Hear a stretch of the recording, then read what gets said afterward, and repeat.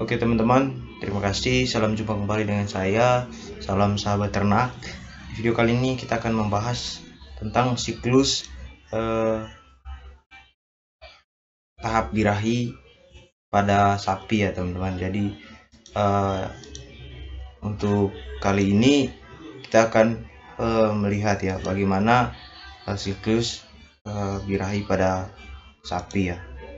Oke, dan sebelum kita lanjut jangan lupa teman-teman like, komen, dan subscribe ya. Oke, kita masuk pada ada 4 tahap ya, ada 4 tahap dalam fase ataupun ada 4 fase dalam siklus birahi pada sapi. Yang pertama tentunya fase yang pertama itu fase proestrus. Nah, bagaimana dalam fase proestrus? Fase proestrus adalah fase persiapan yang biasanya waktunya sangat pendek, yaitu 2 sampai 3 hari. Jadi di sini teman-teman, itu fase proestrus itu fase persiapan ya. Fase persiapan untuk birahi begitu. Oke, kita lanjut ke materi berikutnya ya. Fase ini juga ditandai dengan adanya perubahan tingkah laku. Seperti sapi memperlihatkan kegelisahan dan mengeluarkan suara berisik. Nih, ketika sapi dari teman-teman atau dari bapak ibu itu sering gelisah, dalam hal ini selalu mengeluarkan suara yang memang suara berisik gitu. Jadi itu merupakan tanda-tanda itu sapi tersebut pada fase proestrus ya.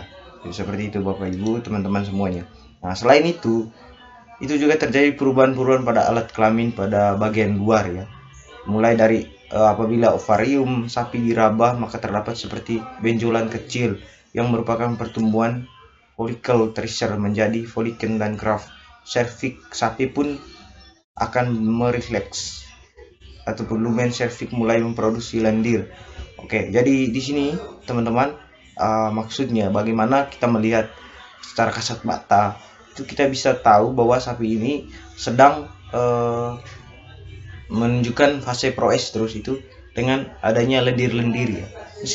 Dan kita selain itu juga meski telah ada perubahan yang menimbulkan gairah kopulasi, namun pada fase ini betina masih menolak jantan. Maksudnya menolak jantan dalam ini meskipun sapi dari bapak ibu atau teman-teman melihat memiliki ternak sapi itu keluar lendir, itu ketika kita dekatkan dia pada ternak jantan, dia akan menolak. Ini belum bisa dikawinkan. Nah, berarti itu merupakan menunjukkan gejala proestrus. Oke, yang kedua ya teman-teman, fase estrus. Nah, bagaimana pada fase estrus? Itu fase estrus itu biasanya dibilang atau fase terpenting dalam siklus birahi sapi, karena pada fase inilah betina mulai menerima pejantan untuk melakukan kopulasi dalam hal ini melakukan kawin ya teman-teman, yang melakukan kawin kurang lebih seperti itu.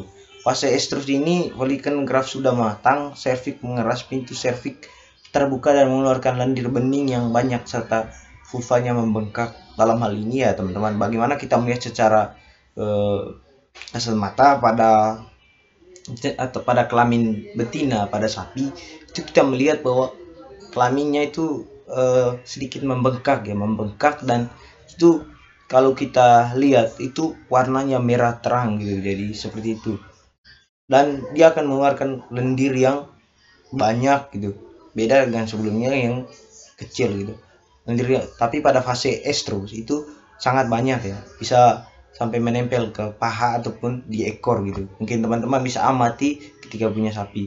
Nah, dari segi tingkah laku pun betina akan menunjukkan gejala birahi itu, yaitu sering mencoba untuk dinaiki oleh sapi jantan. Maksudnya ketika sapi sudah masuk pada fase estrus, sapi tersebut akan mau ataupun bahkan dia itu bisa menaiki sapi lain itu. Misalnya sapi yang A mengalami fase estrus, dia akan mencoba menaiki yang lain. Begitu menunjukkan tingkah laku ataupun bahwa dia itu mau dikawinkan seperti itu, ataupun setelah kita dekatkan dengan jantan, dan ketika jantannya menaiki sapi betina tersebut, dia akan terdiam santai, dan dia akan menerima gitu, dia akan melakukan kawin seperti itu ya teman-temannya. Jadi itu untuk fase estrus. Nah, berikutnya yang ketiga,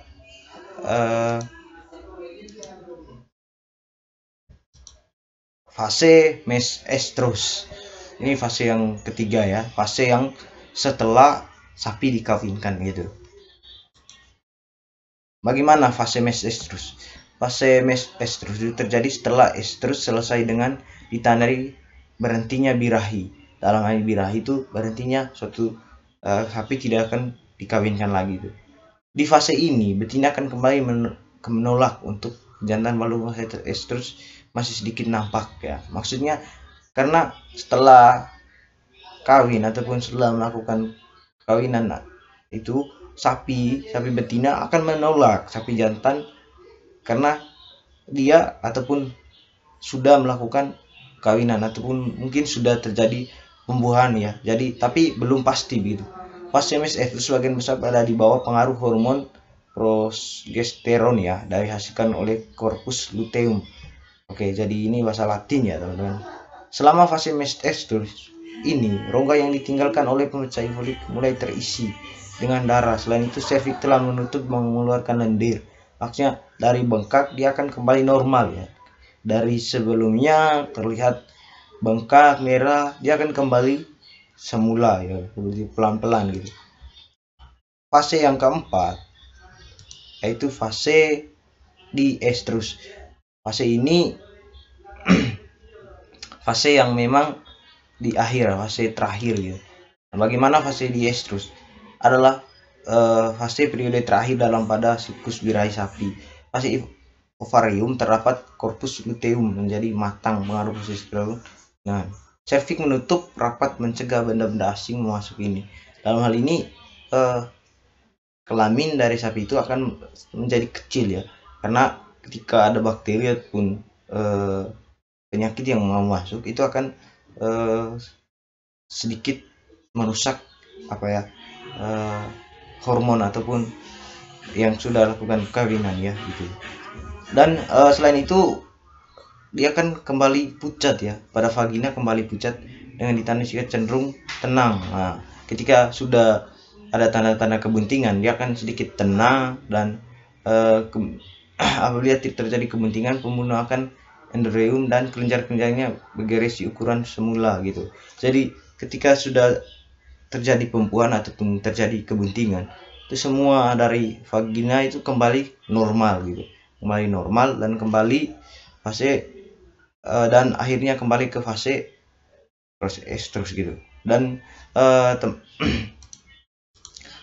bagaimana dalam fase estrus dimana kawinnya sapi siap dikawinkan itu, teman-teman pastinya pengen tahu ataupun bagaimana sih ataupun jam yang baik. Jadi siklus waktu untuk melakukan kawin itu 18 jam sampai 21 gitu. Tetapi untuk pada saat kawin itu usahakan 12 jam ya teman, di pagi hari ataupun jam 3 begitu, sebelum jam 4 teman-teman sudah melakukan kawin pada atau sapi yang menunjukkan gejala ataupun tanda-tanda estrus. Lakukan pengawinan sebelum sore hari gitu. Jadi waktu yang pas itu di pagi hari gitu ya, seperti itu. Nah, mungkin itu ya teman-teman. Mungkin untuk video kali ini sampai di sini ya teman-teman, sampai di sini. Jangan lupa buat teman-teman untuk dukung channel ini dengan cara subscribe, like, komen, dan share ya teman-teman ya. Terima kasih. Salam sahabat ternak.